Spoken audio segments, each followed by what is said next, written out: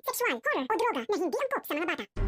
Unti-unti na kayang malalaman ng taong bayan kung gaano kadesperada si Dara para siraan si Jenny, sapagkat meron lang namang isang taong pwedeng maglantad ng mga ginawa ni Dara at naging dahilan pa ito para malagay sa alanganin ang buhay ng ama ni Jenny Sikat. Sa kabilang banda, bigla ngang nakatanggap ng tawag itong si Dara sa hindi kilalang numero at dito niya napagtanto na ito pala si Karina. Agad ngang pumunta si Dara sa CR at dito niya palihim na kinausap itong si Karina. Hindi naman napansin ni Dara na nakasunod naman pala itong si Amelia. Narinig lahat ni Amelia ang mga pinag-usapan nitong si Dara. Kaya naman hindi makapaniwala si Amelia na dahil sa kanyang inggit at galit kay Minchi ay may mga tao pang pwedeng madamay. Paulit-ulit na humingi ng tawad si Dara kay Madam Amelia, subalit bigla nga itong inatake.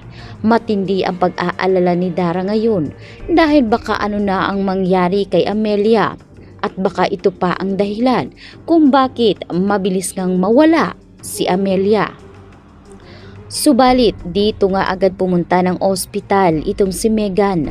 Matindi nga ang pag-aalala nito dahil sa kanyang lola. Kaya nang malaman ito ni Jenny ay agad niyang sinundan si Megan. Doon ay dinamayan niya ang kanyang natatagong kapatid na hanggang ngayon ay wala pa ring ideya si Megan at Jenny na magkapatid sila sa ama. Mas matimbang kadugo, kaya naman hindi maiwasan ni Jenny na damayan si Megan. Inamin ni Jenny na anuman ang mangyari ay naririto siya para kay Megan at dito na nga nila napag-usapan ang mga buhay-buhay tulad na lamang ng ulilang ama nitong si Megan. Dito nga sinabi ni Megan na sobrang mahal siya ng kanyang daddy. Lahat ay nakukuha niya dahil lahat ibinibigay.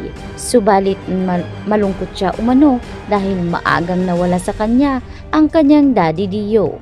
Kaya napasabi na lamang si Jenny na napakaswerte umano ni Megan. Ganun pa man, sinabi ni Megan na mas maswerte si Jenny dahil buhay at nandyan pa rin ang kanyang daddy.